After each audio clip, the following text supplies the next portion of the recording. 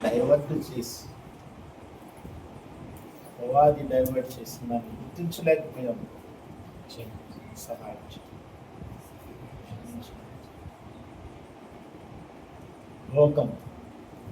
లోక సంబంధమైన ఆలోచన, లోక సంబంధమైనటువంటి జీవన విధానం, లోకస్తుల వలె ఆలోచించుకో, మాకు దూరం అయిపోవాలి. సహాయం దయచేయండి. లోకములో ఉన్నదంతా శరీరాశ, నేత్రాశ, జీవకుడమ్మని తెలిసి కూడా మీ సన్నిధిలో మిమ్మల్ని పాడి స్తుతించి కీర్తించే ఆరాధకులుగా ఉండవలసిన మేము డైవర్ట్ అయిపోయాం. ప్లీజ్ చేస్తున్నాము, సహాయం క్షమించి సహాయం చేయగలరు. ప్లీజ్ నీ సన్నిధి పెన్నిది దేవా అని పాడుతున్నాము, కానీ నీ సన్నిధిలో ఉండలేము. నీ మాటల్ని అమూల్యమైనవిగా భావిస్తున్నాం, కానీ ఆ అమూల్యమైన మాటలతో మా జీవితాన్ని అమూల్యంగా చేసుకోలేకపోతున్నాం.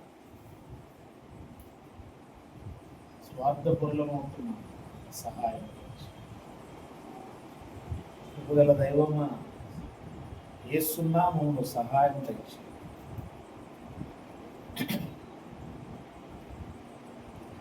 అహం దెబ్బతిన్న వారి వలె అవుతున్నాం. ఎవరు ఏది మమ్మల్ని ఏమి అనకూడదు. ఎవరైనా అంటే మా అహం దెబ్బతింటుంది. ప్లీజ్ సహాయం కృపగల తండ్రి యెహోవా, యేసునామములో సహాయం అహం దెబ్బతిని అపవాది పరలోకం నుంచి త్రోసివేయబడి తండ్రి మీకు వ్యతిరేకంగా తన మడిమనెత్తినట్లుగా ఈరోజు మేము అహం దెబ్బతిన్న వారమై మీ వాక్యానికి వ్యతిరేకంగా మడిమనెత్తుతున్నాం. తగ్గింపు లేకుండా ఆలోచిస్తున్నాం.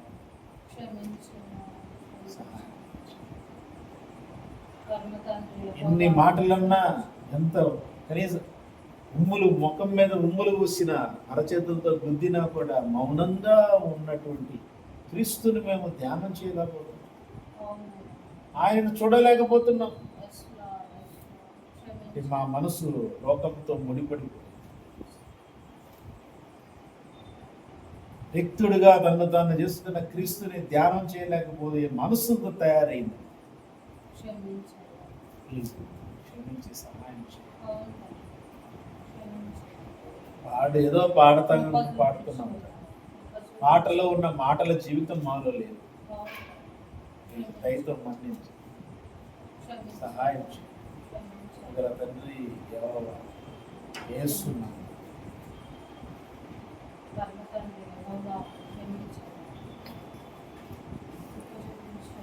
సమస్తాన్ని వదిలిపెట్టి ఈ లోకానికి వచ్చిన ప్రభువుని మేము చూడలేకపోతున్నాం. సహాయం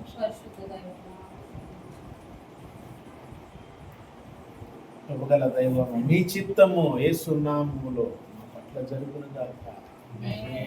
ప్లీజ్ సహాయం చేయండి.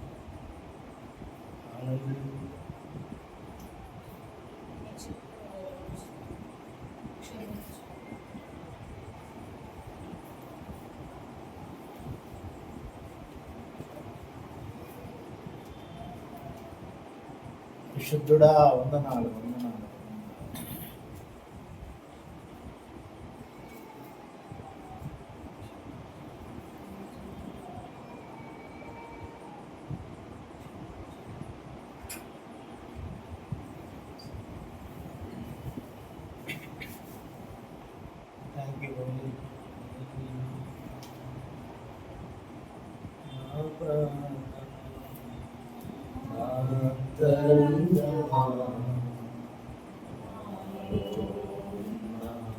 నా సమస్తమా, నా ప్రాణమా, నా అంతరంగమా, నా సమస్తమా, ఆయన చేసిన ఉపకారము ఆధారములలో దేనిని నీవు మరువకుమా. ఆయన చేసిన ఉపకారములలో దేనిని నీవు మరువకుమా. సన్నుతించుము, స్తుతించుము, ఉత్సాహధ్వని కీర్తనే ఎత్తుము. సన్నుతించుము, స్తుతించుము, ఉత్సాహధ్వని కీర్తనే ఎత్తుము. యెహోవాయే దేవుడు, ఆయన పరిశుద్ధుడు, సమస్త సృష్టంతటికి ఆధారుడు. యెహోవాయే దేవుడు, ఆయన పరిశుద్ధుడు, సమస్త సృష్టంతటికి ఆధారుడు. నా ప్రాణమా, నా అంతరంగమా, నా సమస్తమా, నా ప్రాణమా, నా అంతరంగమా, నాలో ఉన్న నా సమస్తమా. యెహోవాయే దేవుడు, ఆయన పరిశుద్ధుడు, సమస్త సృష్టంతటికి ఆధారుడు. యెహోవాయే దేవుడు, ఆయన పరిశుద్ధుడు, సమస్త సృష్టంతటికి ఆధారుడు. నా ప్రాణమా, నా అంతరంగమా, నాలో ఉన్న నా సమస్తమా, నా ప్రాణమా, నా అంతరంగమా, నాలో ఉన్న నా సమస్తమా, నా సమస్తమా.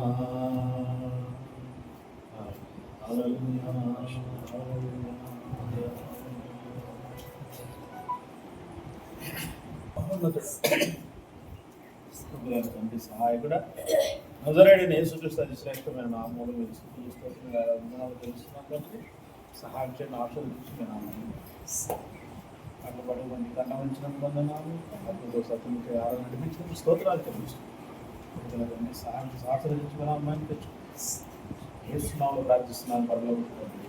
ఆమేన్. Praise the Lord. హల్లెలూయా. శుభమైన ఉదయమైన వాక్యం వింటాము.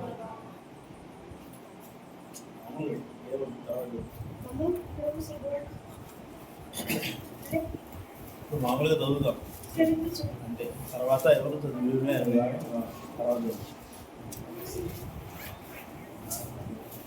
వివరణ అయిపోయిన తర్వాత అన్నయ్య వివరణ వెళ్ళిపోతాం.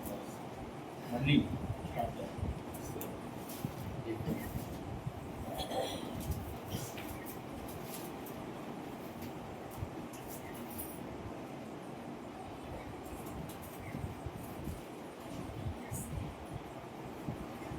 ఎన్నో కీర్తన 35వ కీర్తన 28 వచ్చిన చిత్రములుగా చదువుకున్నాము. ఇందులో 14 వచనాలు 14 వరకు ఉత్తర భారతదేశంలో చదువుకున్నాము. యెహోవా నాతో వ్యాజ్యమాడు వారితో వ్యాజ్యమాడము, నాతో పోరాడు వారితో పోరాడు.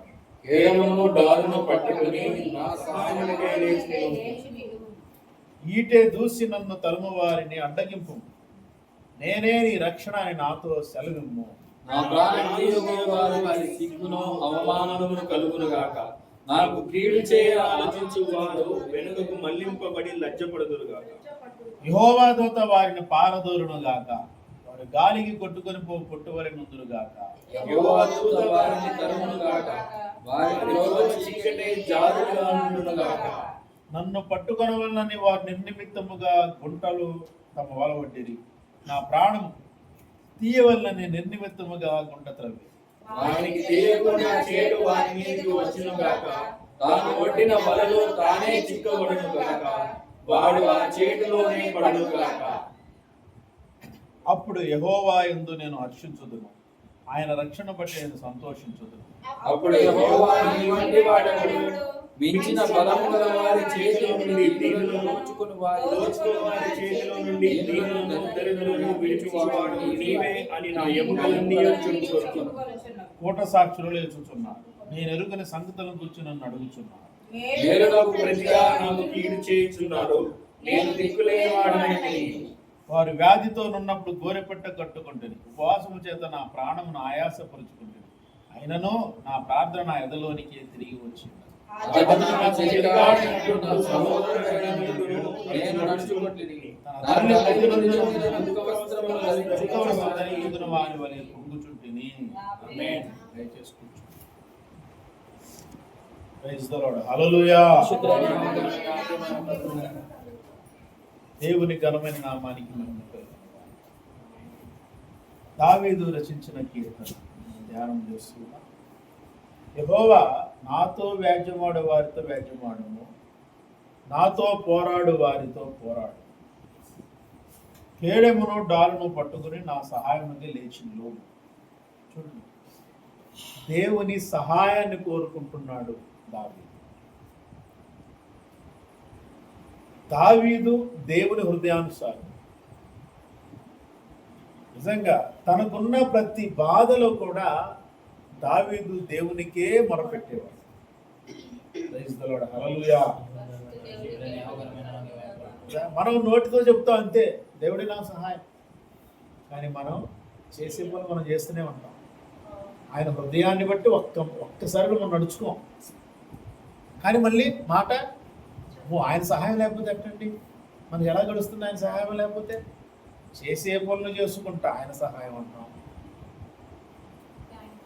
దొంగతనం చేసేవాళ్ళు కూడా అంతే అంటాడు, విచారం చేసేవాళ్ళు కూడా అంతే అంటాడు. దేవుడు ఇచ్చాడండి పని, దేవుడా ఇచ్చింది అయ్యమ్మా, మాత్రం తెలియదా? అబద్ధం దేవుడు ఇచ్చాడండి. అబద్ధం ఆడుతూ దేవుడిచ్చాడు. అబద్ధముతో వచ్చుబడి కంటే అట్లా దేవుడు అన్నాడు, నీతో కూడిన కొంచెమే శ్రేష్టమైనది అది. శ్రేష్టం అంటే మాట ఎంత అర్థం? మనం నోటి వాడతోనే దేవుడి సహాయం అంటాం. సహాయాన్ని అనుభవిస్తున్నామా? నిజంగా మనం ఒకసారి ఆలోచించాలి. దావీదు దేవుని సహాయాన్ని కోరుకుంటున్నాడు. చూడండి ఎంత దీనంగా అడుగుతున్నాడు. మనమే చదివేస్తున్నాం, కానీ ఇది ధ్యానం చేయటానికి, ధ్యానం చేసేటప్పుడు ఉంటే దానిలో ఉన్నటువంటి మాధుర్యం, దానిలో ఉన్న మాధుర్యం ఎప్పుడు ఉంటుంది? దాన్ని ధ్యానం చేస్తుంటే ఉంటుంది. Praise the Lord. హల్లెలూయా. యెహోవా నాతో వ్యాజ్యమాడు వారితో వ్యాజ్యమాడును, నాతో పోరాడు వారితో పోరాడు. ఏడెమును డాలును పట్టుకుని నా సహాయం లేచి నిలువు.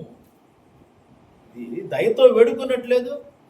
మనం ఏం చదివేస్తాం? యెహోవా నాతో వ్యాజ్యమాడు వారితో వ్యాజ్యమాడము, పోరాడు వారితో ఏదో కదా చిన్నపిల్లలు కంటతో పెడతారే స్కూల్లో, అలా.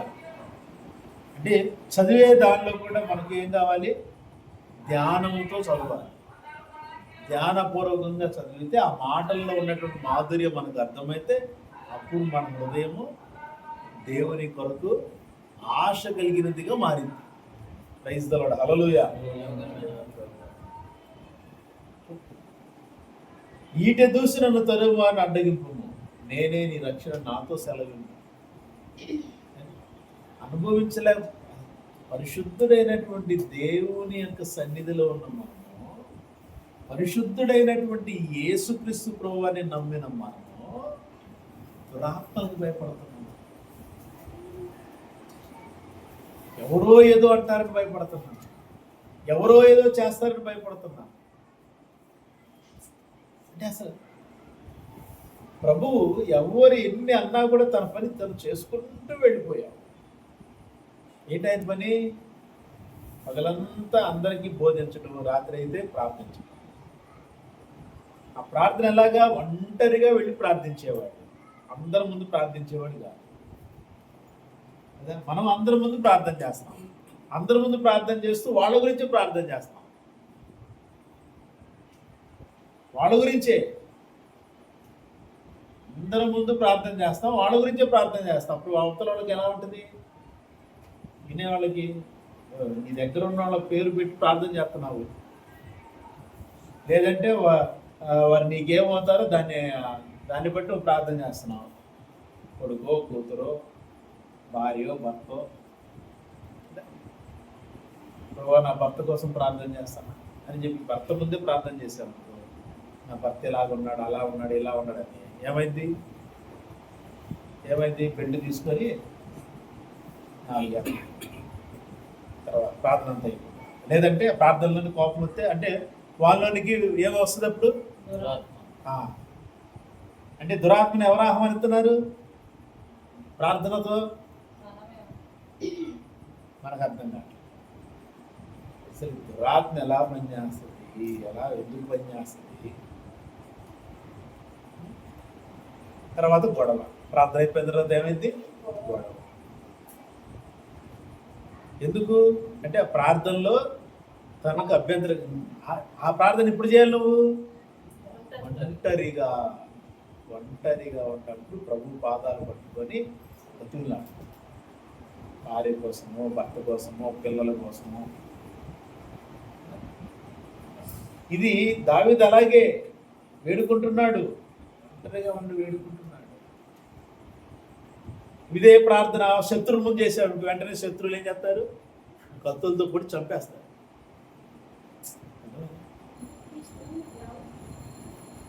నేను ఎక్కడ చేస్తున్నాడు ఈ ప్రార్థన, ఒంటరిగా చేస్తున్నాడు. యేసుక్రీస్తు ప్రభువు పగలంతా బోధించి రాత్రంతా వెళ్ళి ప్రార్థన చేశాడు. ఆయన అనేక అంశాలు చేసి ఉండొచ్చు. ప్రభువా నా శిష్యులు నాతో పాటు ఉన్న నువ్వు ఏర్పరుచుకున్న బిడ్డలు సరైన ఆలోచన లేకుండా ఉంటున్నారు, వాళ్ళ గురించి అక్కడ ఒంటరిగా చేసి ఉండొచ్చు. ఆయన ఇక్కడికి వచ్చిన తర్వాత బోధించాడు, గద్దించాడు, ఖండించాడు వాళ్ళని. అది చాలా జాగ్రత్తగా ఉండాలి మనం ప్రార్థించేటప్పుడు. అప్పుడు మనకు దేవుని యొక్క సహాయం లభించింది. ఇప్పుడు మనం విన్నట్టు కాదు, దీన్ని మనము అలవాటు చేసుకుంటే మనకు, మన ఆత్మకు, మన కుటుంబానికి మంచిది, ఆశీర్వాదకరం. ప్రైజ్ ది లార్డ్, హల్లెలూయా.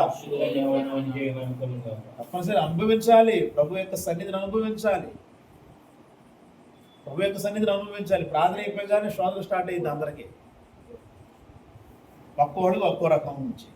ఇంకంతే, ప్రార్థన జరిగిందే ఉండదు మనకి. ఇక దాని గురించి బాధపడటం అయిపోద్ది, మనసంతా బాధపడతా ఉంటుంది. ఇంకంతే, అయిపోయింది. ఆదివారం ఆరాధన అయిపోయింది, ఉన్నంతసేపే. తర్వాత ఎవరో ఫోన్ చేస్తారు, తర్వాత ఎవరో ఏదో చెప్తారు. చాలా జాగ్రత్తగా ఉండాలి. నేనే నీ రక్షణ అని నాతో సెలవివ్వు. ప్రైజ్ ది లార్డ్, హల్లెలూయా. అడిగామా ఎప్పుడన్నా? అడిగామా ఈ మాట? ఎప్పుడన్నా అడిగామా? ఎప్పుడు అడగల. ఆయన మన రక్షణని ఇప్పుడు అడగల. మనం రక్షించేసాడు, అయిపోయింది. కాబట్టి రక్షణలో ఉన్నాం అనుకుంటున్నాం, ఇప్పుడు తెలియదు మనకి. దేవుని ఆత్మ అభిషేకములో మనము ఉండాలి, నిలుచుని ఉండాలి, ఆత్మలో ఉండాలి. ఆత్మలో ఉంటే అద్భుతాలు జరుగుతాయి. ప్రైజ్ ది లార్డ్, హల్లెలూయా. ఆత్మలో ఉంటే అద్భుతాలు జరుగుతాయి. ఆత్మలో, దేవుని ఆత్మలో, క్రీస్తు ఆత్మలో మనం ఉండాలి. తర్వాత నా ప్రాణం తీయగలి వారికి సిగ్గును అవమానం కలుగును గాక, నాకు కీడు చేయని ఆలోచించేవారు వెనుకకు మళ్ళింపబడి లజ్జపడుదురు గాక. యెహోవా దూత వారిని పారదును. అంతే, శత్రువులు వస్తున్నారు. ఓకే, దేవుడు వాగ్దానం చేశాడు, నెరవేర్చాడు. నీ శత్రువులు నీకు దూరంగా తరిమేస్తా ఆయన అన్నాడు. ఇదే కీర్తనల ద్వారా దేవుడు మాట్లాడి శత్రువు దూరంగా పారిపోయాడు. నేనేమి సైన్యాన్ని తయారు చేసి వాళ్ళ మీదకే పంపిలా పారిపోవాలంటే. ఆ పని ఎవరు చేశారు? దేవుడు చేశాడు. ప్రైజ్ ది లార్డ్, హల్లెలూయా. కంటికి కనబడని శత్రువు పోవాలంటే, ఆ శత్రువు పోయేదాకా నీ ప్రార్థనా శక్తి ఎలా ఉండాలి? దీనత్వంతో కూడిన ప్రార్థనా జీవితాన్ని నువ్వు అనుభవించాలి. దీనత్వంతో కూడిన ప్రార్థనా జీవితం. ఎస్, అసలు ఆ ప్రార్థన వేరు, అసలు ఆ ప్రార్థన స్థితి వేరు. దేవుని సన్నిధిలో దేవుని యొక్క శక్తిని అనుభవిస్తూ చేసే ప్రార్థన వేరు.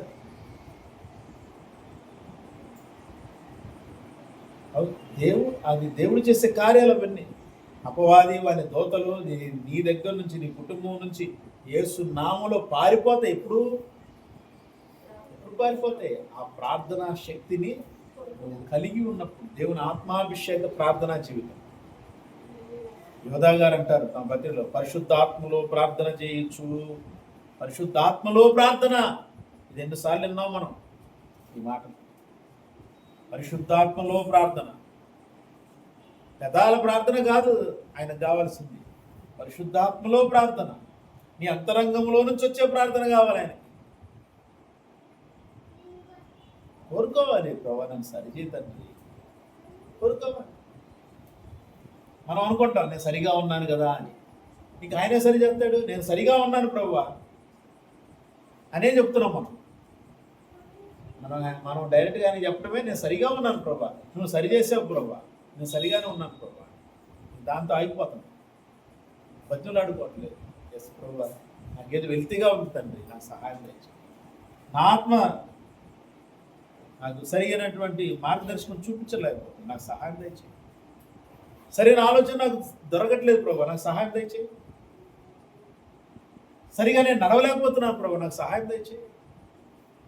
దేవుని సన్నిధిలో మనకు రావాల్సిన ప్రార్థన ఇది. ఏదో మనకు అంతా వచ్చు కాబట్టి మనము చేసే ప్రార్థనలు అలా ఉండకూడదు. ముందు మనము దేవుని సహాయముకై అడుగుతూనే ఉండాలి. ప్రభు నాకు సహాయం దయచేయి, నాకు సహాయం దయచేయి ప్రభు, క్షమించు ప్రభు, సహాయం చేయ ప్రభు. బతుకులాడుకోవాలి ఆయన, అంతే బతుకులాడుకోవాలి. ఎందుకు ఆయన దూరం అయిపోయాం. దగ్గరగా ఉన్నాం అనుకుంటూ ఉన్నాం మనం, కానీ దూరం అయిపోయాం. తెలుసు మనకి, మన అంతరాత్మ తెలుసు, మన అంతరంగంలో తెలుసు మన దేవుని దగ్గర ఉన్నామో దూరంగా ఉన్నామో. కానీ మనుషుల ముందు మాత్రం మరి అది ఆ వేషధారణ దేవునికి ఇష్టం ఉండదు కదా. దావీదు వల్లే ఏది ప్రార్థన మనం చేస్తున్నామా? దావీదు వల్లే ప్రార్థన, దావీదు ప్రార్థనని మనం ధ్యానం చేస్తున్నాం. మరి ఆ ప్రార్థన ఉందామా? దేవుడిని బ్రతిమలాడుకోవాలి. ప్రభు నీ సహాయం కావాలి, నీ సహాయం కావాలి. వాస్తవం చెప్పాలంటే అపవాది ఇక్కడున్న మాటలను బట్టి మాట్లాడదు. నన్ను కొట్టుకోమని నిర్నిమిత్తమైన గుంటలో తమ వలబట్టేది. అపవాది అదే చేస్తాడు, నిన్ను ఏ విధం చేతనే నిన్ను దేవుడు దూరం చేయాలంతే. వాడి పని అదే. దానికి కారణాలు ఏముండవు. దేవుని చేత సృష్టించబడిన దేవుని ప్రజలు దేవునికి దూరం అవ్వటం అపవాదికి సంతోషం. వాడి సంతోషాన్ని మనం పరిపూర్ణ చేస్తున్నాం.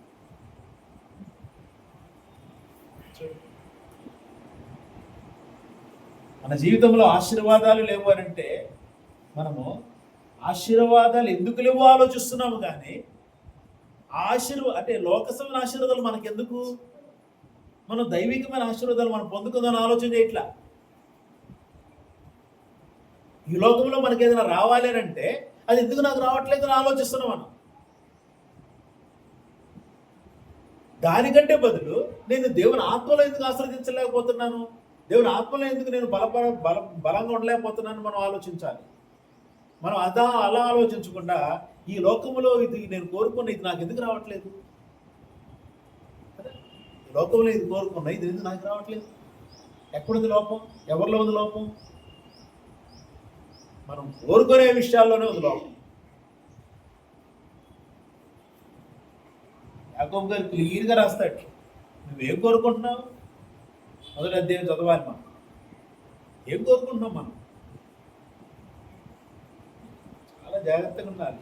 ఆత్మ బలంగా ఉంటే మొట్టమొదట ప్రభువు చెప్పిన మాట అదే, మొదట దేవుని నీతిని రాజ్యాన్ని వెతుకు, నీకేం కావాలి అవన్నీ నీ వెనకాల వచ్చేసి నీ జీవితానికి అటాచ్ చేయబడతాయి. అక్కడ ఇంగ్లీష్లో వాడబడ్డ మాట, నీ జీవితంలోనికి నీ జీవితానికి కూర్చబడతాయి. మనకు తెలియకుండానే కూర్చబడతాయి. చేస్తున్న పొరపాటు. ముందు ప్రభువు, ఆ తర్వాత ఇంకేదైనా. ప్రభు ఆత్మలో, ప్రభు వాక్యంలో బలంగా ఉండు. నీకు నీలో నీ ఆ జ్ఞానంలో నుంచి దేవుడు అనేకమైనవి ఇస్తా ఉంటాడు. వాటిని పొందుకో. ఈరోజు నేను చాలా బాధపడుతున్నాను. నేను రాయటానికి కూర్చుంటే దేవుని మాటలతో ఒక పత్రికలు అయిపోతాయి. అసలు ఎలాంటి మాటలు అంటే దేవుని మాటలు వచ్చాయి. అలాంటిది ఈరోజు చాలా వెలితిగా ఉంది నాకు.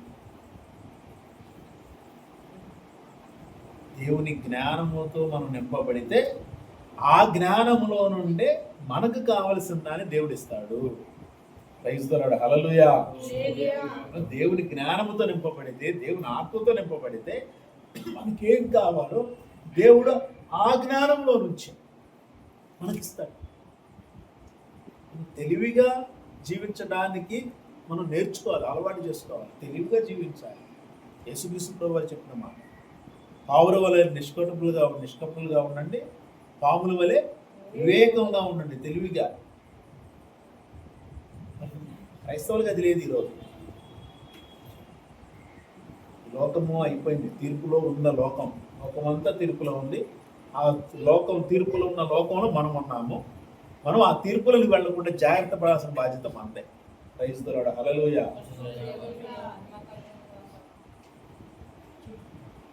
కాబట్టి ఎప్పుడైతే దేవుడు మన పట్ల కార్యాలు చేస్తాడో అప్పుడు మనము హర్షించే స్థితిలో ఉంటాం. ఇక్కడ అదే అంటున్నాడు, వాళ్ళందరూ అలాగే నాశనం అయిపోతే నేను యెహోవా యందు హర్షిస్తా అంటున్నాడు దావీదు గారు. అంటే మన శత్రువులు ఎవరు? వాడు తరువేయబడతారు. నీ శత్రువులు ఎవరైనా సరే ప్రార్థనలో ఉండు, తరువేయబడతారు, లేదా వాళ్ళు మార్పు పొందుతారు. రెండు కార్యాలు. వాళ్ళు మార్పు పొందే అవకాశం లేదా, తరమబడతారు. నీ దగ్గర నుంచి నీకు దూరంగా పారిపోతారు. నీకు తెలియకుండా దేవుడే తీసుకెళ్తాడు, నువ్వేం చెయ్యవు. లేదా ఇంకా వాళ్ళకి నీ వల్ల ఇంకా నీకు వాళ్ళ వల్ల ఇంకా ఇబ్బందిగా ఉందా, వాళ్ళని మార్చే కార్యమన్నా దేవుడు చేసే వెసులుబాటు కలిగిస్తాడు. అటువంటి పరిస్థితులు కలిగిస్తాడు. ఎప్పుడు దేవునితో, దేవుని సహవాసంలో, దేవుని ఆత్మలో మనం బలంగా ఉన్నప్పుడు పదే మనము విషయాలను కోరుకుంటున్నాం. చాలా జాగ్రత్తగా ఉండాలి. అంత్య దినాల్లో అపాయకరమైన రోజు. ఇక్కడ ఆయన ప్రార్థన చేశాడంట. నా సొంతం అనుకొని ప్రార్థన చేశా అంటే తన తల్లి అనారోగ్యం మృతి పొందితే దుఃఖ వస్త్రాలు ధరించుకున్నా నేను. తన తల్లి మృతి పొందితే ఎందుకు? తను నాకు చెలికాడైనట్టుగా, సహోదరుడైనట్టుగా నేను నడుచుకున్నా, భావించా. వాళ్లే తనకు వ్యతిరేకంగా మారేసరికి బాధపడుతున్నాడు దావీదు. కాబట్టి మన జీవితంలో కూడా ఇటువంటివి ఎన్నున్నా కానీ దేవుని సన్నిధిలో మనం ఉంటే శాంతి సమాధానంతో నింపబడతాం. దేవుడు మన పట్ల తన కార్యాలు జరిగించి నడిపిస్తాం. ప్రభుత్వమైన దేవుని సన్నిధి మాటలను బట్టి మనం చాలా జాగ్రత్తగా జీవిస్తున్నాం. అనేక ఆశీర్వాదాలు ఉండాలి. తాపత్రయపడాలి. దేవుడి మాట ఆశీర్వదించడం కాక హల్లెలూయా. సమయాన్ని మీకు సాక్ష్యం చెప్పి దేవుడు